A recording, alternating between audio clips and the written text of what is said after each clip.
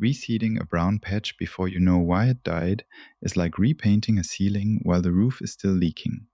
It may look fixed for a week, then the same stain comes right back. Before you buy seed, ask one question.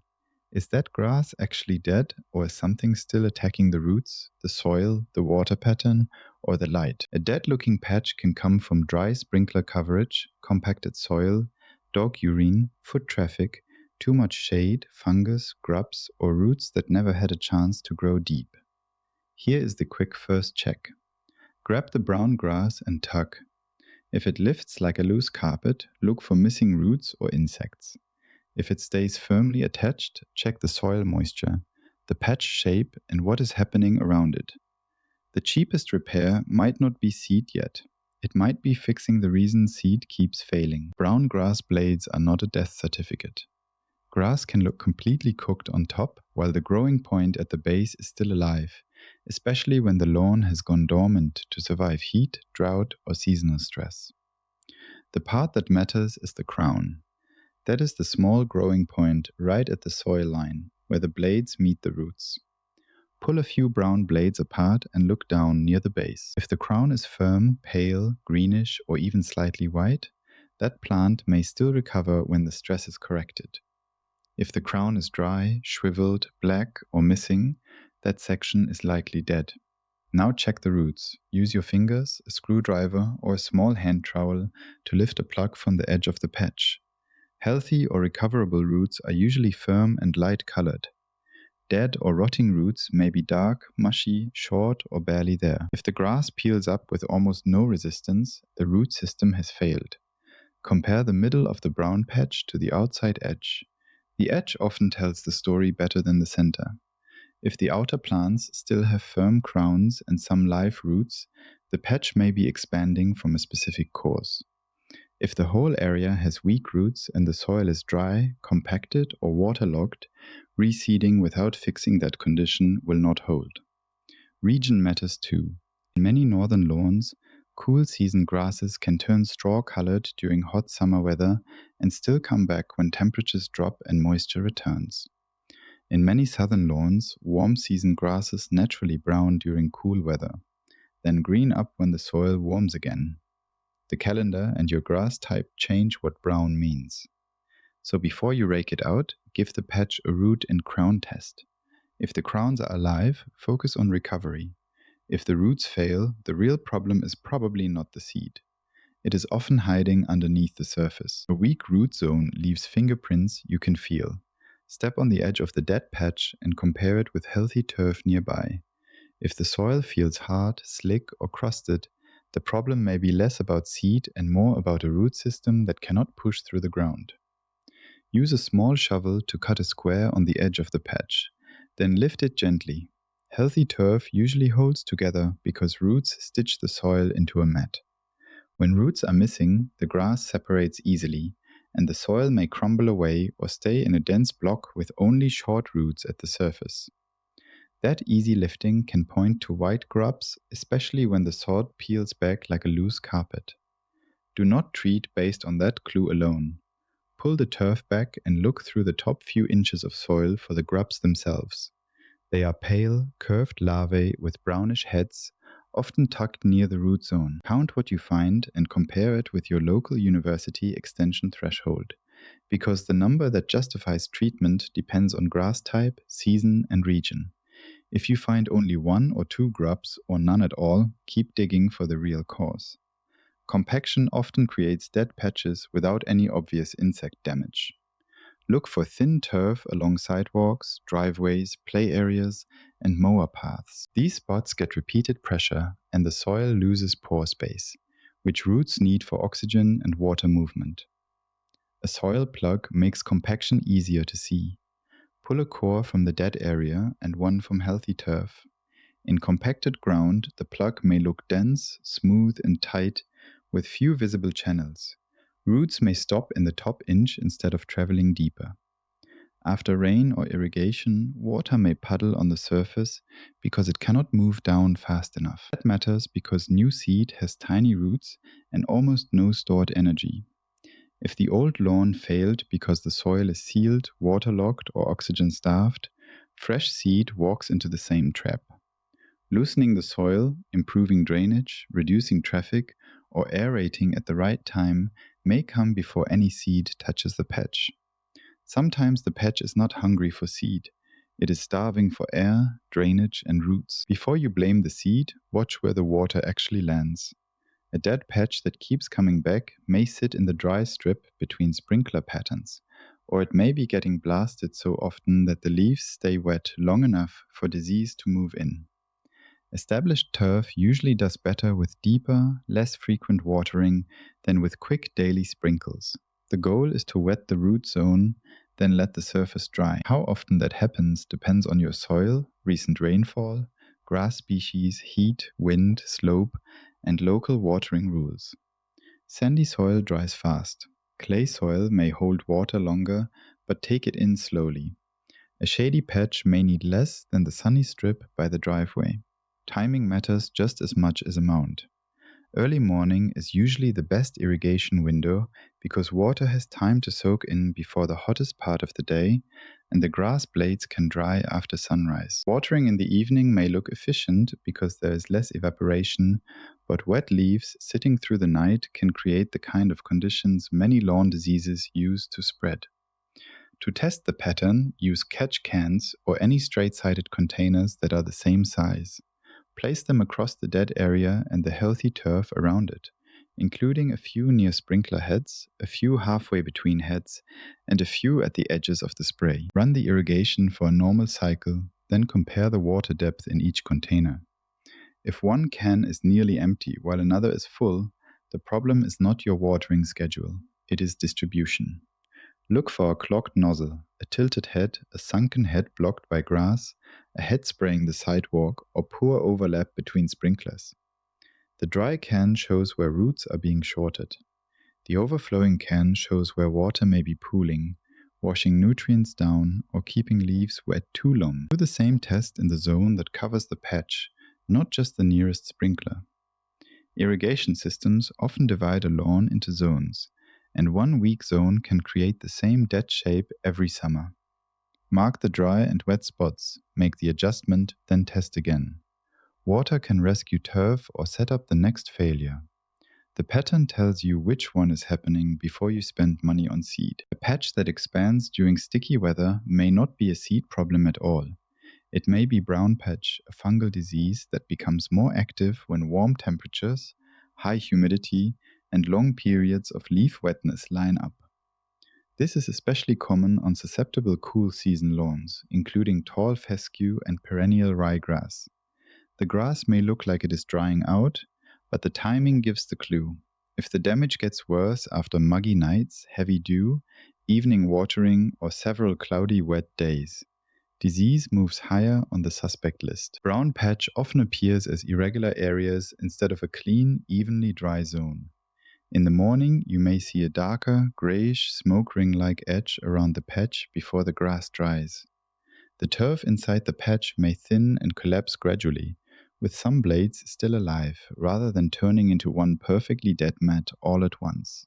Individual blades can also show lesions, usually tan or brown spots with darker borders, depending on the grass and conditions. You do not need to become a plant pathologist, but you do need to notice whether the problem is spreading across leaf tissue during disease-friendly weather. Simple drought usually follows water access. It shows up on slopes, near pavement, in shallow soil, or in the weak part of an irrigation pattern. Disease often follows moisture duration. It favors low air movement, dense turf, heavy thatch, too much nitrogen at the wrong time, and watering habits that leave the leaves wet overnight. This is where guessing gets expensive. If you keep throwing seed into an active disease area, the new seedlings are the most vulnerable plants in the lawn. Their blades are tender, their roots are shallow, and they are being asked to survive in the same humid, wet leaf conditions that weakened the existing turf. For confirmation, check your local university extension guidance. They will have recommendations for your region, your grass type, and the diseases that are actually common where you live. If a fungicide is being considered, extension guidance is also the right place to start, because product choice, timing, and whether treatment is even justified depend on the situation. Seeding can repair a thin lawn only after the cause is under control. Perfect seed-to-soil contact, fresh starter fertilizer, and careful watering cannot win if the seedlings are planted straight into the same disease-friendly conditions that made the patch spread in the first place. Some dead patches are caused by tiny, repeated events that never look dramatic until the grass finally gives up. Dog urine is one of the most common. The injury usually appears as a concentrated brown or straw-colored spot, sometimes with a darker green ring around the outside. The center gets overloaded with salts and nitrogen, while the outer edge gets a lighter dose that can briefly fertilize the grass. That green halo is a clue, not a compliment from the dog. If you catch it right away, dilution helps. Watering the spot promptly can move the concentration down and reduce injury. Once the crown is dead, though, watering will not resurrect it. At that point, you still need to remove dead material, loosen the soil, and reseed only after the site is no longer getting hit the same way every day. Traffic damage works the same way because it is often small and predictable. Look near gates, play areas, mailboxes, patio steps, shed doors, and the path people actually walk instead of the path someone designed. Grass crowns get bruised, soil gets compacted, and roots lose airspace. Seed may sprout there, but new seedlings cannot handle the same foot traffic that killed the old grass. Before reseeding those spots, change the pressure, add stepping stones, widen the path, move a play target, redirect the dog run, or aerate compacted soil if the area is suitable. The repair has to include a behavior change or a surface change, not just a bag of seed and optimism. Herbicide residue is another quiet culprit. If a weed killer was sprayed too heavily, applied in the wrong weather, spilled, overlapped, or used too close to seeding time, new grass may fail before it ever gets established.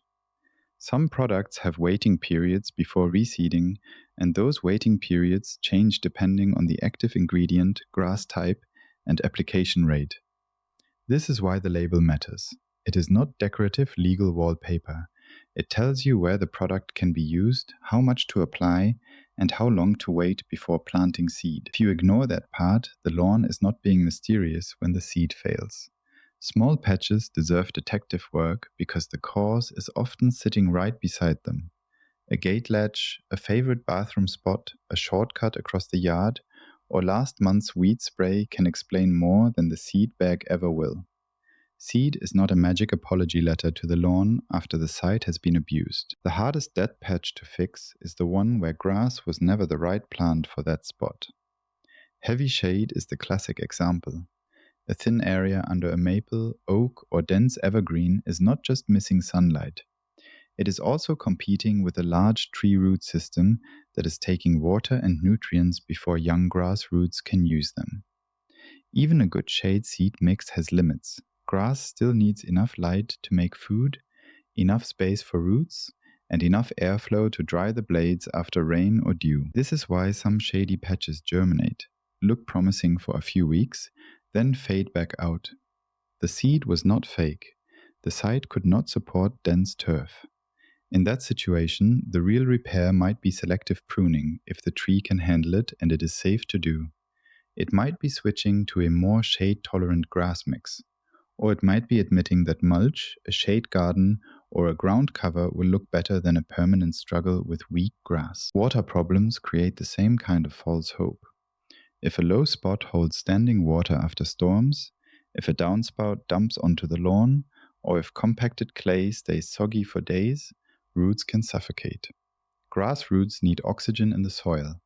When the pore spaces stay filled with water, the plant cannot function normally, even if the surface looks green for a while. Before seeding a wet patch, watch what happens after a heavy rain. Look for puddles that linger, soil that smears instead of crumbling, and areas where mower tires leave ruts. Those are site problems, not seed problems. The fix may be redirecting a downspout, correcting a low area, adding organic matter over time, core aerating compacted soil when conditions are right, or installing drainage in severe cases. If the answer is yes, then seed choice matters a lot.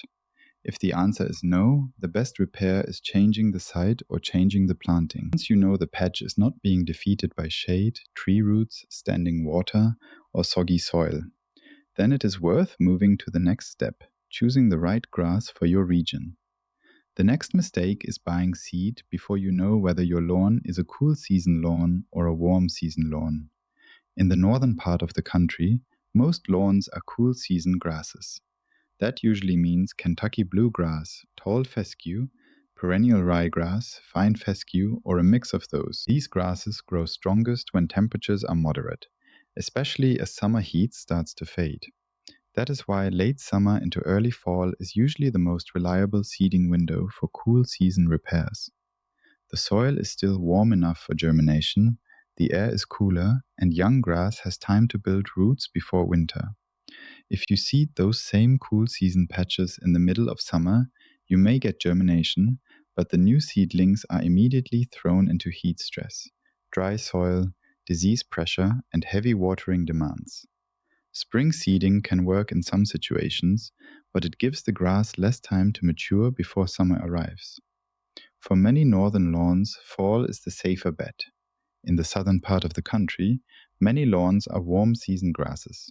Common examples are Bermuda grass, zoysia grass, St. Augustine grass, and centipede grass. These grasses wake up and spread when the weather is warm, so repairs are usually timed after active growth begins, often in late spring or early summer. Repairing them too early, while the lawn is still sluggish or partly dormant, can leave bare soil exposed without much recovery. Warm season repair also works differently, because many popular varieties are not commonly started from seed. St. Augustine grass, for example, is usually repaired with sod or plugs. Zoysia grass and Bermuda grass may be seeded in some cases, but many improved cultivars are sold as sod, plugs, or sprigs. If you try to fix those lawns with a random bag of seed, you may introduce a different grass that does not match the color, texture, or growth habit of the rest of the yard. The transition zone needs extra caution. This is the band of the country where both cool season and warm season grasses can show up, sometimes on the same street.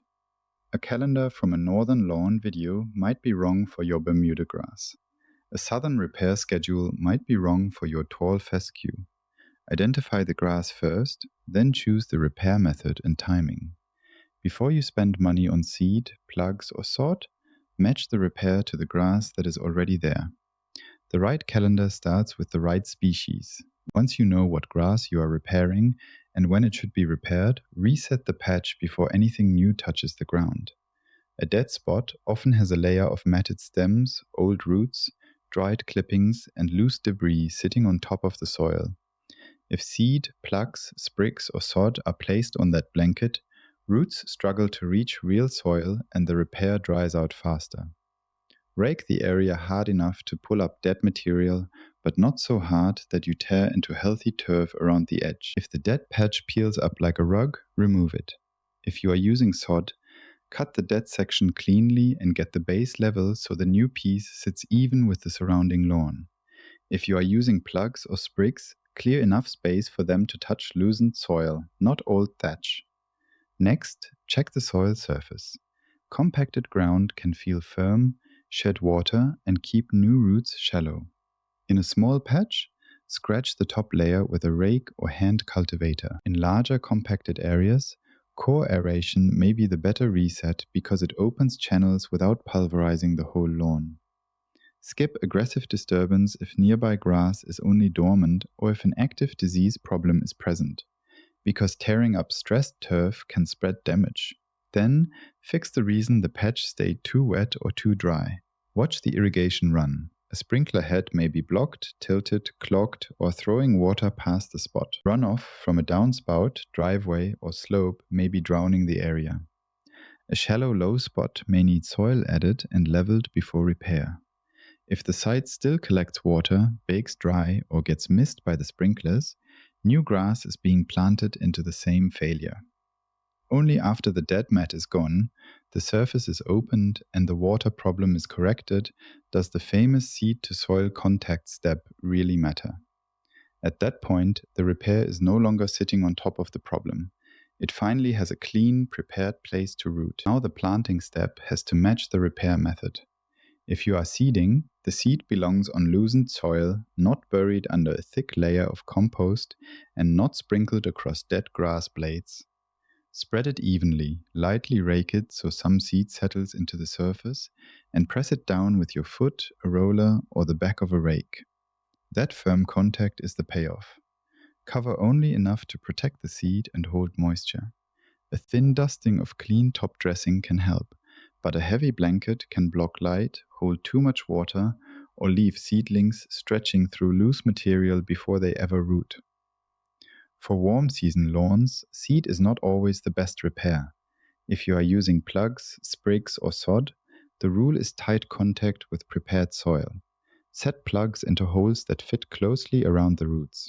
Press sprigs into shallow grooves so nodes touch soil. Lay sod flat with edges tight together and remove air pockets underneath. If the new grass rocks, floats, or sits proud of the lawn, roots dry out before they knit in. Watering changes during establishment. New seed needs the surface kept consistently moist through germination, which usually means lighter watering more often. Plugs, sprigs, and sod also need steady moisture while roots grab the soil. Once the repair is rooted and growing, shift back toward deeper, less frequent watering so the lawn does not stay shallow and dependent. If this is helping you avoid wasting another bag of seed, subscribe for more practical lawn fixes. From here, the last step is deciding whether the patch is actually ready to repair or whether it is still telling you to solve a bigger problem first. Before you reseed a dead patch, find the roof leak first. The cause might be grubs, disease, irrigation, compacted soil, shade, drainage, herbicide residue, pet urine, or simply the wrong grass for that spot. Today, do 3 quick checks before buying seed. Pull at the patch edge and see if the turf lifts easily. Look at the roots and soil.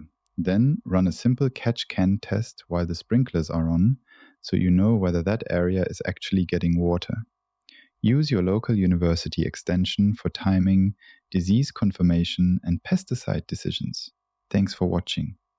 Comment with your grass type and region, and the next repair step can match the lawn you actually have.